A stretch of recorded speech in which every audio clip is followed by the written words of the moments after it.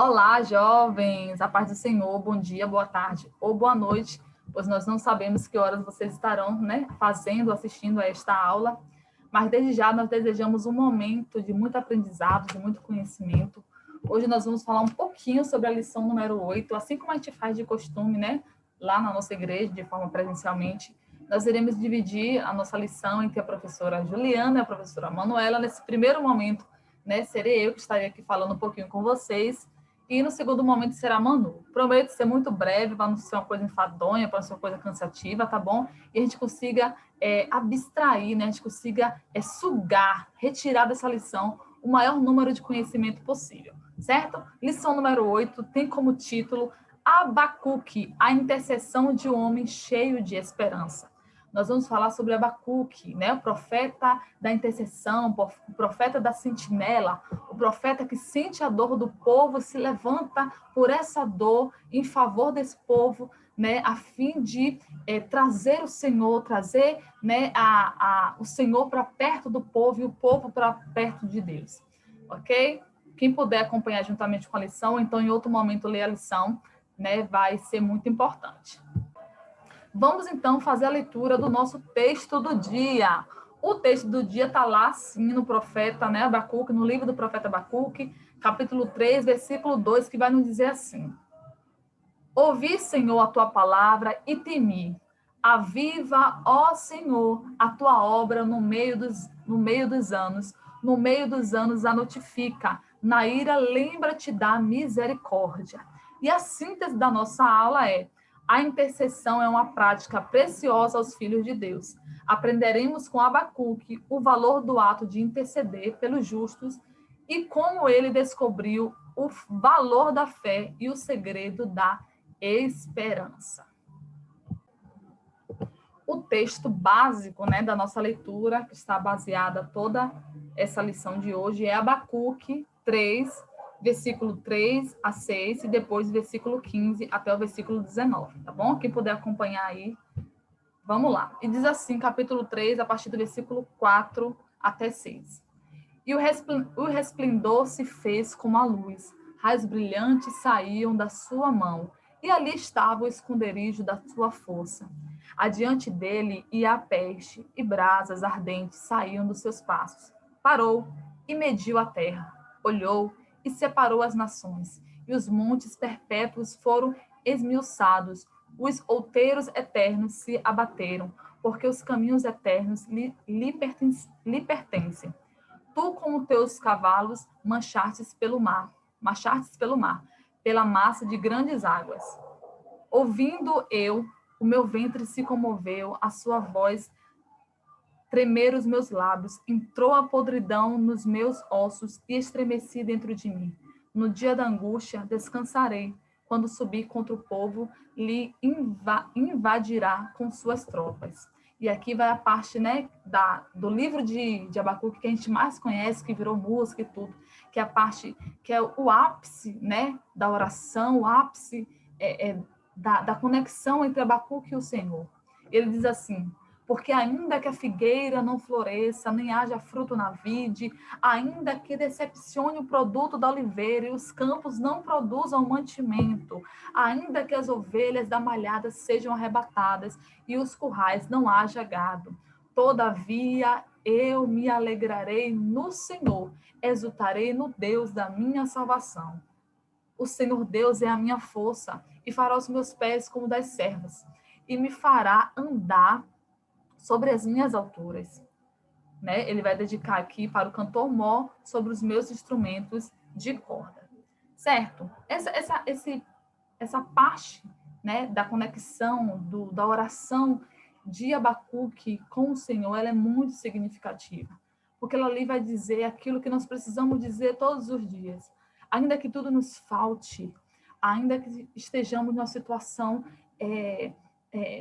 desfavorecida, ainda que tudo vinha nos abater, que tudo vinha se levantar contra nós, ainda que nos falte tudo, ainda assim teremos o Senhor.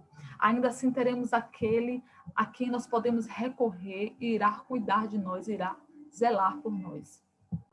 Abacuque está dizendo aqui que ele não louva o Senhor só nos momentos difíceis, ou só nos momentos fáceis de alegria, na verdade.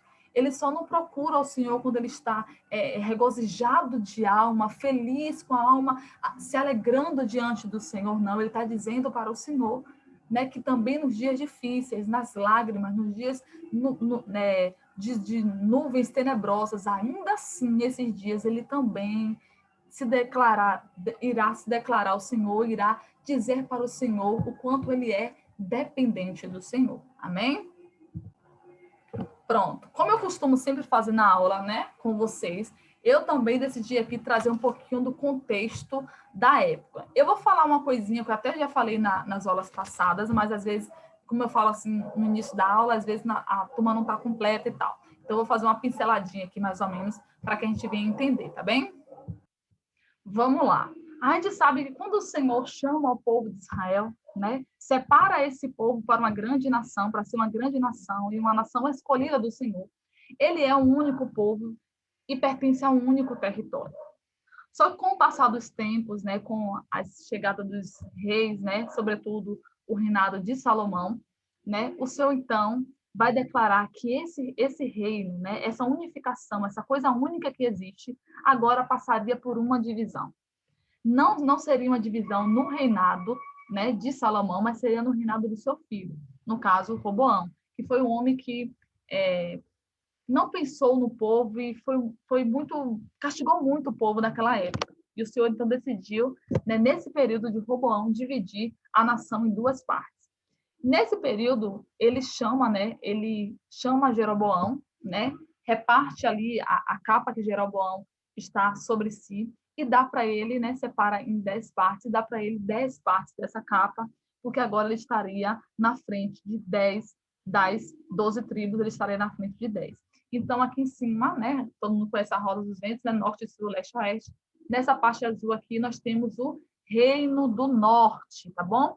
Esse Reino do Norte aqui, então, ficou para Jeroboão. E esse Reino do Norte tinha como capital Samaria. Então, aí vocês já vão entender, né, um pouquinho também essa questão da Samaria, que a gente conhece, né, que é uma rivalidade com o povo de Israel, enfim. Tinha como, né, todo mundo aqui, gente, era israelita, tá bom? Só que aqui em cima ficou, né, o pessoal guiado por Jeroboão e tinha como capital Samaria. Já aqui embaixo, gente, o Senhor, né, deixou com Roboão, porque Roboão era filho de Salomão, que era filho de Davi e que tinha uma dinastia. O Senhor, quando ele chama Davi, ele faz uma promessa a Davi. Quando o Senhor nos faz uma promessa, ele não volta atrás com aquilo que ele disse. Ele chama Davi e fala assim: Davi, em todo o seu reinado, vai ter sempre uma pessoa, né, da sua família, da sua linhagem, do seu sangue, na direção. Então, o Senhor não poderia voltar atrás agora, porque Salomão, né, começou a se desvencilhar do que o Senhor tinha chamado, ou Roboão também tinha começado a pegar caminhos estranhos, não. Se ele fez uma promessa a Davi, ele precisava seguir com aquela promessa até o fim. Então, essa dinastia aqui embaixo, né, do reinado do sul, ficou sempre, né, com a dinastia, né, com a família de Davi, tá bom? Enquanto no norte, ó, se vocês observarem aqui na imagem, teve 9 dinastias, ou seja, 9 famílias distintas que governaram, né, o povo do norte, o povo de Israel, em momentos diferentes. Já aqui embaixo, que é chamado de Reino de Judá, né, que tinha como capital Jerusalém, ele é que sempre foi governado por alguém da linhagem de Davi, certo? Então aqui, ó, enquanto aqui ficaram 10 tribos, aqui ficou o restante, né, na verdade, uma tribo chamada tribo de Judá, mais Benjamim. Por que mais Benjamim? Porque Benjamim foi uma tribo que na hora da divisão, naquela primeira divisão lá, certo? Depois de Moisés, de Josué, invadir a terra,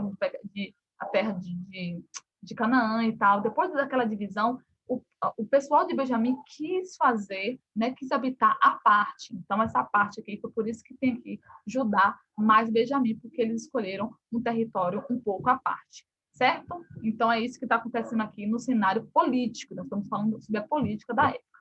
Pronto. Mas vamos agora imaginar também o outro cenário que vai, né, envolver aqui também político e religioso, mas que vai envolver esse momento em que Abacuque vive. Então, quando o livro foi escrito, né? O livro ele foi escrito antes do cativeiro babilônico. Vou falar mais uma vez para vocês, que a gente já tinha falado, né, nas aulas passadas. O povo de Jerusalém, o povo de Judá, né, o povo né, que habitava tanto na parte do norte como na parte do sul, sofreram dois exílios, tá bom? O pessoal aqui de cima, do azul, sofreu o exílio da Síria, certo? O exílio da Síria. Esse povo aqui que sofreu o exílio da Síria foi levado pelos sírios e nunca mais voltaram, certo?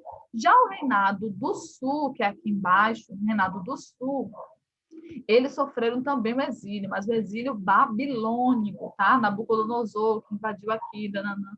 Pronto, eles sofreram esse exílio, só que eles voltam para a terra de Judá mais 70 anos depois, tá bom? Então, o livro de Abacuque está aqui, ó, nesse momento antes do cativeiro. Então, a forma de impedir que o povo fosse cativo. Era uma forma de levar as pessoas ao arrependimento para que o Senhor, né, não pesasse a mão e evitasse que aquelas pessoas fossem ao cativeiro. Mas só que, infelizmente, né, nós sabemos que o povo de Judá, eles não enxergam, né, a sua decadência diante do Senhor, e ali eles vão sofrer, sim, também o cativeiro. Gente, o que é muito importante falar aqui, ó, tanto Jeremias como Abacuque, eles são contemporâneos. Então, enquanto Jeremias está na praça falando, arrependam-se dos maus caminhos, o cativeiro vai vir, vocês precisam se arrepender, Abacuque também está nesse cenário, também clamando também pelo povo, mas num sentido muito mais de intercessão mesmo, dessa oração intercessória pelo povo, tá bom? O rei da época era o rei Josias, gente. O rei Josias foi um rei muito importante, pensando nesse cenário de caos que Judá está vivendo. Por quê? O rei Josias é o rei que encontra a lei. Como assim, Juliana? Encontra a lei. Sim, a gente sabe que o Senhor deixou os mandamentos, né, para serem pregados. Então, o rei Josias foi o rei que veio tentar trazer essa lei, fazer com que as pessoas ouvissem a lei novamente e se arrependessem, certo? Mas, assim como os profetas que tentavam fazer as pessoas, né, voltarem ao arrependimento e voltarem aos caminhos do Senhor, Josias também não teve muito sucesso, porque enquanto ele lia a lei, enquanto ele queria que fosse apregoado a lei para que as pessoas entendessem quem era Deus, que precisavam se voltar para Deus, as pessoas também renegavam tanto Josias como a palavra do Senhor. Pronto, entre os anos 640 a 609, oxente, Juliana, 640 é maior que 609, não deveria ser ao contrário? Calma, calma, calma. Nós estamos falando de um período antes de Cristo. O período antes de Cristo, os anos iam caindo, certo? Então, aqui tem 600, 500, 400, né, 300, 200, ano 100, 99, quando chegou o ano zero, é o ano do marco do nascimento de Cristo. Então, nós estamos vivendo há 2021 anos depois de Cristo. Então, por isso que aqui os anos vão caindo até chegar ao marco zero, que é o marco do nascimento de Cristo, e a partir do nascimento de Cristo é o ano 1, número 2, 3, 4, 5, enfim, depois de Cristo, nós estamos agora em 2021, certo? Pronto. No ano, então, de 605, Nabucodonosor vai e ataca o Egito, que era uma grande potência da época também.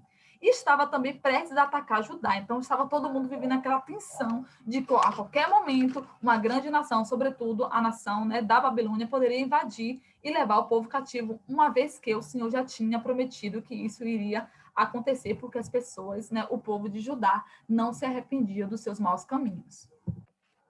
Pronto, Juliana, já entendi mais ou menos como funcionava aí o cenário, né, em relação ao cenário político. Nós estamos falando agora, sobretudo, sobre política, tá bom? E no cenário religioso, então no cenário sacerdotal, né, o cenário do divino, da questão de Deus, como é que as pessoas estavam? Em total desprezo a Deus e a sua palavra. Como eu falei para vocês, o rei Josias, ele tentava voltar, assim como foi Esdras, né, naquele outro período, Esdras tentou trazer a lei, né, ele ia nas praças, e as pessoas choravam e tal, com o rei Josias, né, porque aí no caso de Esdras, foi depois do exílio, não é isso? No caso de Josias, foi antes do exílio, então foi uma tentativa de evitar que aquelas pessoas fossem levadas cativo, né, e habitassem, então, na Babilônia, por aí, 80 anos de cativeiro, que foi pela permissão do Senhor, porque as pessoas, né, o povo, estava ali totalmente corrompido, estavam vivendo um cenário de prostituição diante do Senhor. Pronto. O próximo tópico que nós iremos falar agora, então, é o tópico 1, onde começamos, então, a nossa lição. E o tópico 1 traz como título, né, a iniquidade de Judá. Gente, nós falamos muito sobre essa palavra iniquidade. E às vezes a gente fala sem saber mais ou menos o que significa iniquidade. Você sabe o que significa? Se não sabe, nós vamos aprender agora.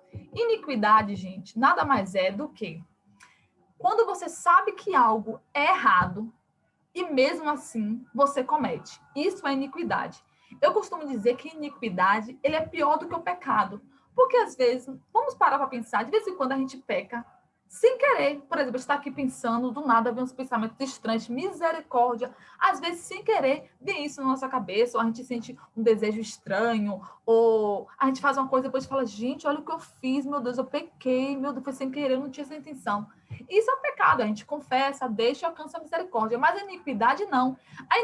A iniquidade é você saber que aquilo ali está errado, mas você faz mesmo sabendo que está errado. É pior do que o pecado, certo? E o Senhor, todo o tempo na Bíblia, está chamando a atenção para a questão da iniquidade. A pessoa sabe que está errado, tem a opção de não fazer, mesmo assim faz.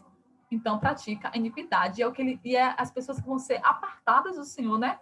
Que a palavra do Senhor vai dizer que naquele grande dia ele vai falar: apartai-vos de mim, vós que praticas a iniquidade. Observe que ele não fala do pecado, porque uma coisa é você pecar e se arrepender, você fazer sem querer, né, você voltar atrás. Mas a iniquidade não, a iniquidade você faz querendo, né, e não se arrepende daquilo. Então você pratica a iniquidade. Então aí, você não, a gente não pratica nada, não de Jesus Cristo.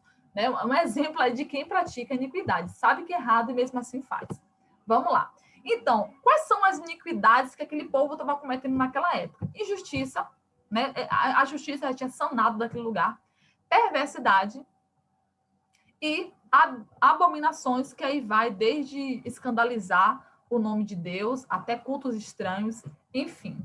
Tudo estava dentro desse cenário pecaminoso que Judá estava vivendo. Vamos lá. Diante de tudo isso, qual é a reação de Abacuque? Abacuque está vendo tudo isso, ele como um profeta, ele está ali, né, andando e convivendo, ou ouvindo também falar muito de Jeremias, que está ali, né, vivendo de forma contemporânea com ele. Qual é a reação dele diante de tudo isso? É orar e buscar a presença de Deus como um intercessor. Como nós temos reagido a situações adversas ou situações que verdadeiramente vão denegrir e vão ferir a santidade de Deus? Como nós temos nos levantado contra isso? Precisamos nos levantar em oração, clamor e perseverança. Nos colocando como intercessores.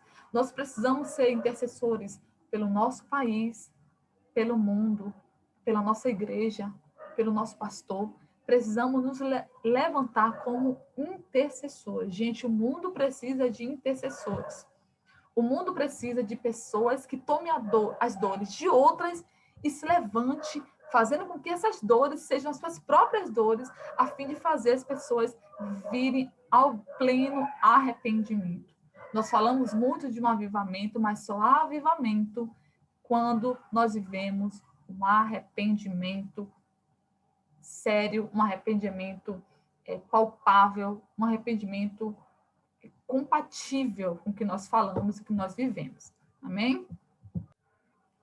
A lição vai nos trazer que, ao longo dos 3 capítulos, né, que é um livro relativamente pequeno, né, ao longo dos 3 capítulos, né, do livro do profeta Abacuque, ele vai citar por 6 vezes a palavra amas, ou ramas, que significa violência extrema. Então, observe o cenário de fragilidade que o povo estava vivendo naquela época, a fim de que um profeta, né, por 6 vezes, declare e traga à memória, e traga a declaração, né, em alto e bom som, de que havia ali uma violência extrema, que havia ali uma falta de piedade, havia ali tudo que se afastava dos princípios que o Senhor tinha colocado para que o povo de Judá vivesse, né, e pudesse ali ter como esperança para si. Vamos, então, para o subtópico, né, o segundo subtópico do primeiro capítulo, que vai dizer assim: vivendo em tempos de iniquidades. Vamos lá. A iniquidade, né, que já viu que era tão grande que Abacuque chega a clamar pelo povo e diz que o Senhor estava agindo com indiferença. Sabe, você já teve aquela sensação de orar e falar assim, poxa, parece que Deus não está vendo, parece que Deus fechou os olhos para nós. Essa era a sensação de Abacuque. Ele ficava trazendo a memória de Deus, tudo que Deus tinha feito. Tipo assim, Deus, o Senhor nos fez a promessa de trazer a gente para cá e tal, e tal, e tal. E sempre clamando, clamando diante do povo, mas parecia que Deus não estava agindo, ou estava viajando, né? Assim como os profetas de Baal vai dizer lá, né? No Monte Carmelo, Elias vai dizer, né? Vai, fala mais alto, talvez, né? Baal esteja viajando, mas o nosso Deus, ele não viaja, ele não tira férias, ele não dorme, aleluias, né? Ele está o tempo todo conosco, mas ele está no silêncio, e nós já aprendemos que no silêncio o Senhor está trabalhando. E diante desse questionamento de Abacuque em dizer que o Senhor parecia que estava agindo com indiferença diante dele, ele vai receber uma resposta de Deus que era basicamente, eu estou trabalhando. E eu preciso dizer para você, e eu preciso também trazer para a minha vida, quando o Senhor está em silêncio, ele está trabalhando. O Senhor, ele está trabalhando enquanto nós estamos orando. Nós não podemos desistir da nossa oração. Nós não podemos perder de vista que a oração é o remédio, é a nossa chave de escape que o Senhor tem para as nossas vidas. Amém? Vamos lá. O caos vivido por Judá antes do cativeiro pode ser percebido em nosso cotidiano também. Nós estamos vivendo, sim, gente, em um caos. Juliana, quer dizer que nós iremos passar por um cativeiro? Não necessariamente. Mas como a gente tem se levantado diante de todo esse cenário que está à nossa volta? Isso é que a lição, ela vem nos questionar, ela vem nos instigar, ela vem ali nos futucar, nos fazer pensar como a gente tem se levantado ou como a gente tem agido diante do cenário que nós estamos vivendo. Talvez nós não estamos vivendo no cenário de uma guerra política e civil, mas estamos vivendo um cenário pela vida também, porque nossa saúde é vida, né? Estragou a saúde, já foi a vida, né? A vida vai se tornar aí, vai se banalizar a vida. Como é que a gente tem se levantado em favor do nosso favor e também do favor dos nossos semelhantes, né? Fica aí um questionamento para as nossas vidas. E aí, qual era, então, o cenário do cotidiano vivido por Judá? Destruição da família. Gente, aqui é vivido por Judá / os dias de hoje, tá bom? Então, o que a gente encontra hoje em dia? Vamos frisar no hoje em dia. Destruição da família, né? O conceito de família, o ideal de família, o valor que a família tem se perdido, né? Porque as forças maiores, enfim, as construções que têm se colocado sobre nós têm tentado destruir o conceito que nós temos de família. A condenação do padrão de uma vida santificada. É porque Deus quer o meu coração. Eu preciso te dizer que nós não servimos a um Deus que é açougueiro. Ele não quer só o seu coração, ele quer sua alma, ele quer o seu espírito, ele quer seu corpo completo. Então, nós precisamos sim estabelecer e, acima de tudo, viver um padrão de santificação. A Bíblia vai nos dizer que sem santificação, ninguém verá Deus. Observe que a Bíblia não vai dizer sem santidade. Por quê? Então, a gente não veria, porque nós não somos santos, nós estamos em um processo de nos santificar. Santificação ação indica um processo continuado. Então, sem santificação, ninguém vai ver a Deus. A violência urbana, né? Porque ligar a televisão hoje é um tiro na nossa mente. Acho que é impossível nós ligarmos os noticiários, não ver uma cena trágica nossa diante dos nossos olhos. A corrupção, pessoas mendigando e sendo desamparadas, né? O Senhor sempre falando que ele não queria sacrifício. Quer sacrifício? Atenda a um órfão, atenda a uma viúva, né? Erga suas mãos para ajudar alguém. Isso é um sacrifício diante do Senhor. A prostituição crescendo muito, as leis bastante frouxas, né? As leis tipo todo se moldando ao querer do homem. As doenças na alma, que aí já vai um caos tremendo, né? Inclusive aí vem ato de suicídio, de automutilação do próprio corpo e guerras e terrorismo. É um pouco do cenário que nós estamos hoje vivendo e como nós temos nos levantado diante desse cenário, essa é a grande questão. E o último tópico, já para encerrar, para ser bem, né, bem chutinho aqui, para não ser um vídeo muito longo, é chegada a hora. O questionamento de Abacuque era pela sua inquietude em ver os justos sofrerem as mesmas consequências dos ímpios. Então, Abacuque estava ali em um lugar de questionamento, dizendo, Senhor, é justo? Porque a gente não pode imaginar que, diante daquela nação toda, somente, por exemplo, Abacuque, Jeremias e o profeta Naum, né, que também é um profeta daquele período, eram pessoas que estavam arrependidas. Não, existiam pessoas que estavam arrependidas também naquele momento, né, que não queria esse cativeiro, que queria adorar o Senhor, que queria buscar essa nova aliança com o Senhor. Mas, né, essas pessoas também sofreriam o mesmo cativeiro. Por exemplo, nós temos Daniel, né, que vai sofrer esse cativeiro aí. A gente vai dizer que Daniel não era um homem justo? Claro que ele era um homem justo. Né? E o questionamento de Abacuque agora é, não seria injusto, Senhor, ferir os justos assim como irá ferir os ímpios? Tipo assim, ele quis dizer, não é melhor só castigar os ímpios, né? Mas a gente sabe que a mesma chuva que cai para o justo é a mesma chuva que cai para o ímpio, né? A gente pode ter um exemplo aí no nosso cenário de saúde, né? O Senhor não está poupando, porque fulano é cristão, eu vou poupar a saúde dele, fulano não me aceitou, não. O Senhor não quer que nós o sirvamos porque ele pode nos proteger, não. Ele estaria criando um conjunto de marionetes. Ele quer que nós o sirvamos porque nós desejamos servir a ele, que nós desejamos amar a ele, querer amar a ele e amar a ele todos os dias, e não de uma forma monitorada, ou uma forma de barganha. O Senhor não barganha, o Senhor nunca barganhou com ninguém, ele não precisa disso.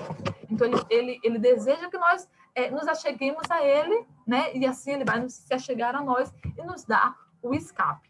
Amém? Pronto, agora nós vamos ficar com a prova Manuela, né? Com outro pedaço da aula. Espero que vocês tenham aprendido, tirado pelo menos, né? Uma ideia central aqui nesse começo dessa aula, tá bom? E espero, com o nome de Jesus, no domingo que vem, estejamos todos juntos fisicamente, tá bom?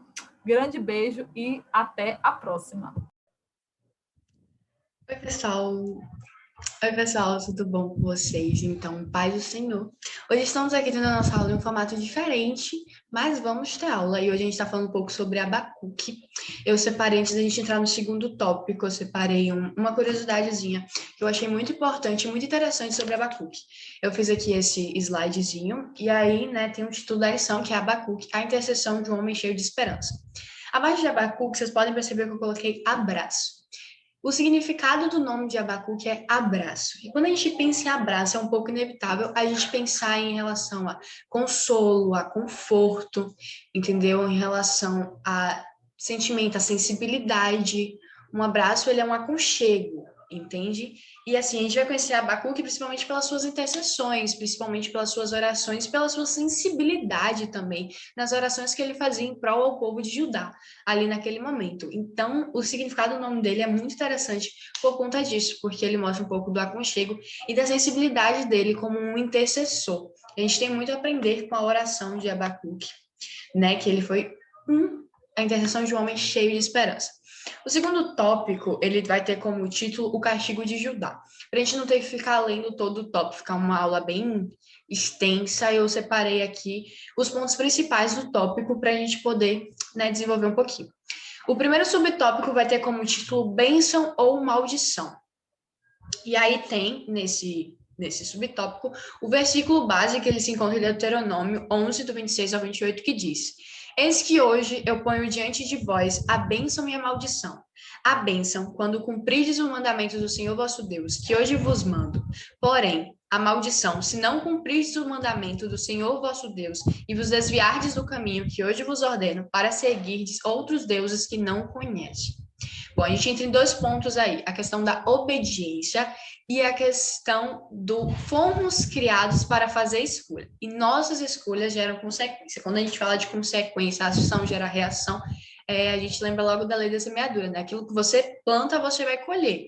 E no reino de Deus não é diferente. O que você vai plantar vão ser o que vai gerar as suas consequências. Então, ele tem a opção de escolher a bênção ou a maldição. Isso me faz lembrar um pouco sobre um devocional que eu fiz uma vez, que lá em Gênesis, quando Deus está falando com Caim, ele vai dizer que o pecado está à sua porta, à espera a todo momento para te dominar, mas não pode deixar que ele seja dominado, ou seja, o pecado está à sua porta. E lá em Apocalipse vai dizer que o Senhor está à porta e bate. Você tem que abrir a porta para que ele possa entrar. Ou seja, na sua porta, duas opções, a opção do pecado e a opção de Jesus. E vai de você escolher. Desde quando o Senhor nos criou, né, desde a criação em Gênesis, nós fomos feitos para fazer escolha. Só que nós temos que pensar nas consequências que essas escolhas nos trarão. Então, o castigo de Judá, ele vem pelas consequências das atitudes do povo. Isso a gente vai ver no Antigo Testamento, as maiores destruições do povo, até mesmo o dilúvio que a gente conhece, né, quando Deus ele dizima ali a sociedade para criar uma nova sociedade. Foi por causa das próprias atitudes, da própria corrupção e do próprio pecado que vivia ali no povo. Então, nós temos que pensar todos os dias, quando nós estamos fazendo coisas, o que vai ser as nossas consequências.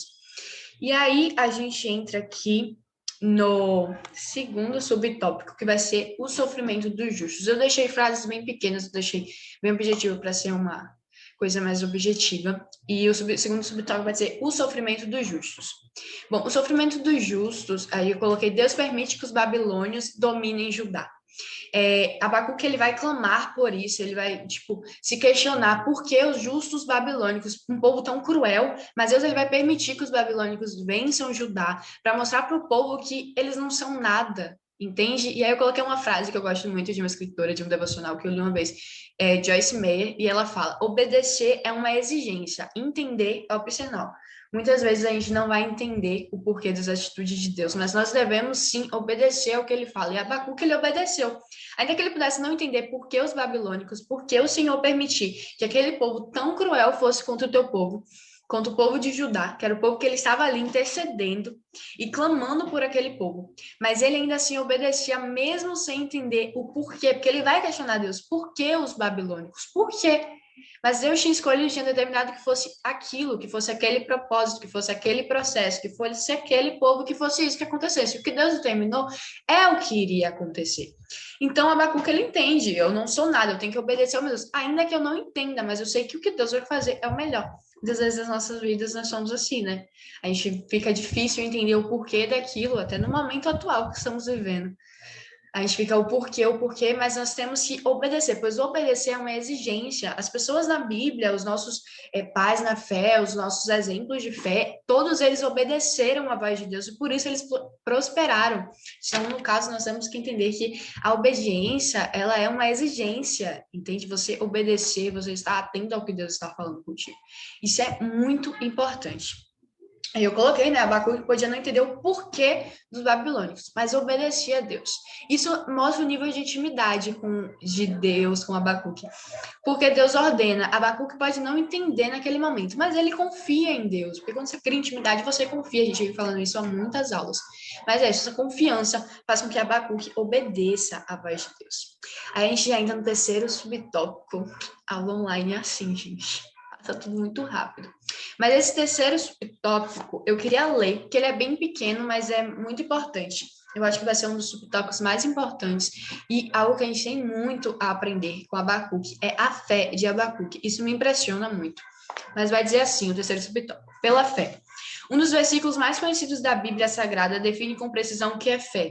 Ora, a fé é o firme fundamento das coisas que se esperam e a prova das coisas que não se veem. É a fé que nos dá sentido ao ato de orar, pois cremos que Deus nos ouve e nos fortalece em meio à nossa caminhada, anunciando o reino de Deus. Pela fé, vencemos os mais diversos desafios e nos enchemos de ousadia em meio ao caos, pois sabemos que o Pai conosco está. E foi a fé o elemento-chave apresentado por Deus ao profeta. O justo, pela sua fé, viverá. Aí eu separei aqui o versículo, né, em Abacuque 2,4, que diz: eis que a sua alma está orgulhosa, não é reta nele, mas o justo vive pela sua fé, ou pela sua fé viverá.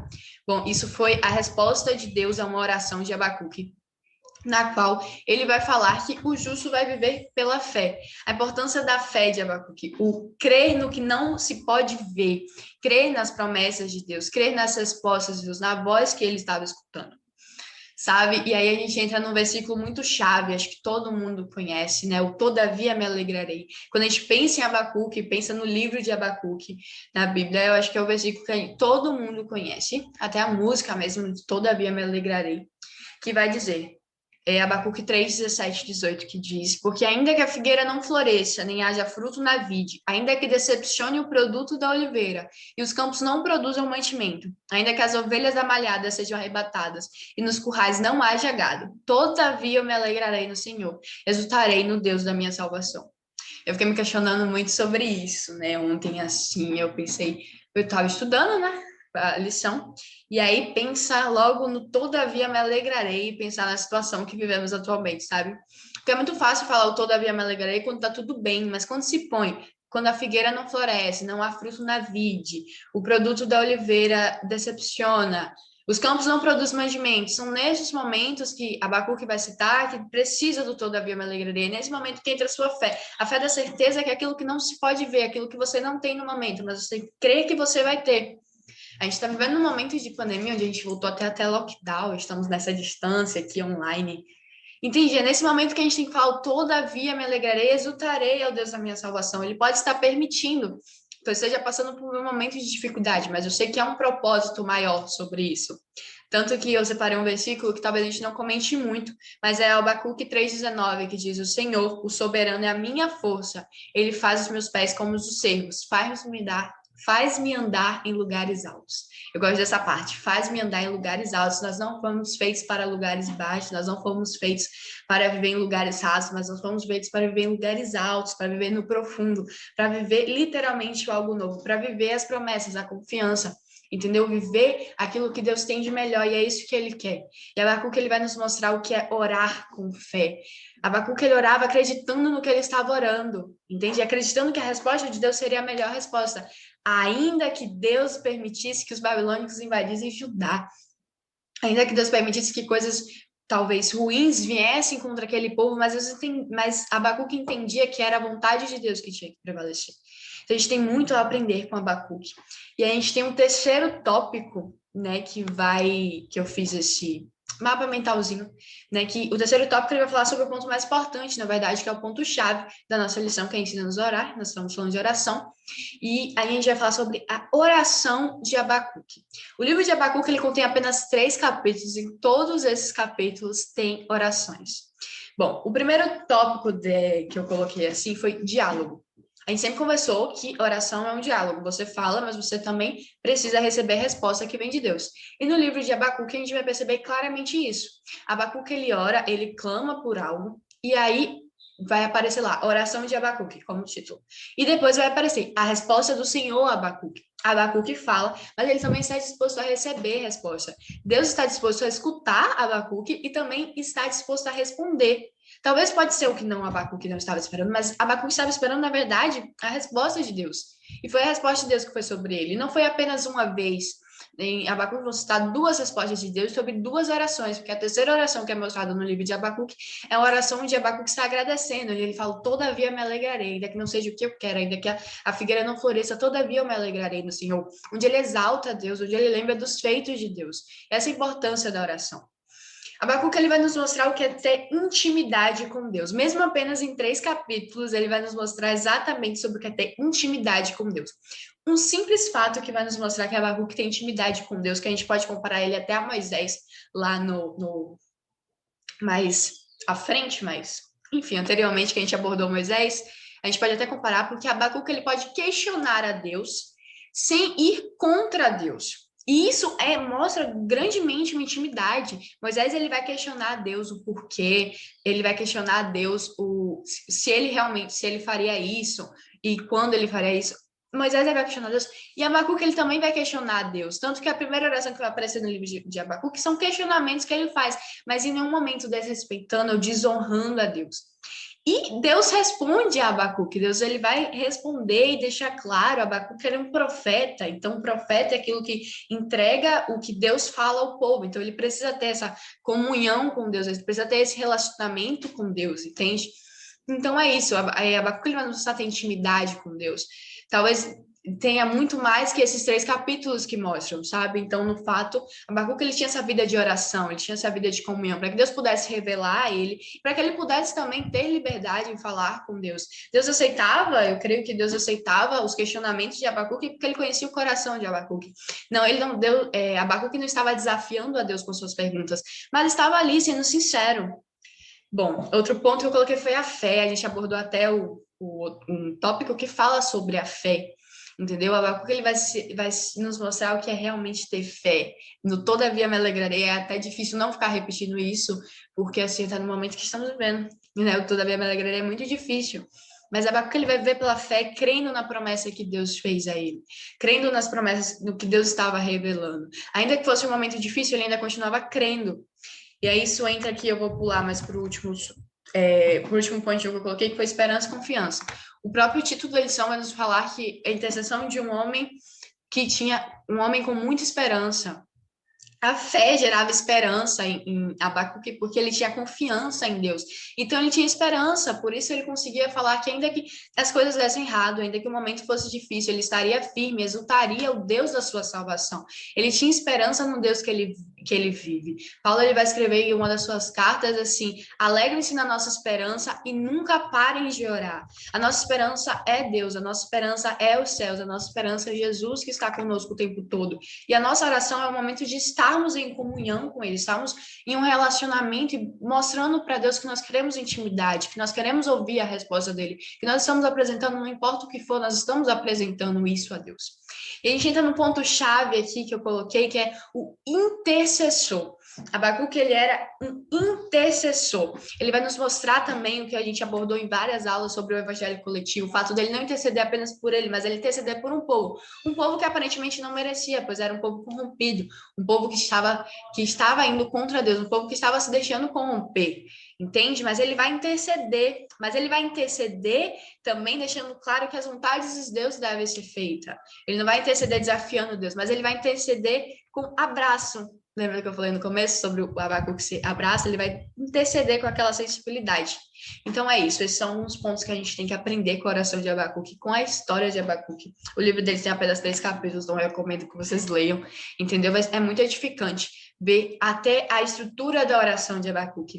O fato dele exultar o nome de Deus, o fato dele também pedir e mostrar claramente, o fato dele entender a posição que ele estava como servo, como filho de Deus, entende? E é isso, gente. Resumindo a nossa lição, para não ficar uma aula muito extensa, vamos aprender com Abacuque a ter fé, a ter esperança, mesmo em momentos difíceis. Todavia, nós devemos nos alegrar em Deus, pois de lá vem a nossa esperança. Jamais deixar de orar, mas buscar sempre essa comunhão com Deus. E eu espero a resposta de vocês em relação à aula que vocês aprenderam e que vocês tenham compartilhado, que eu gosto muito. Sinto saudade do nosso presencial, mas é isso, que Deus abençoe vocês. Tchau!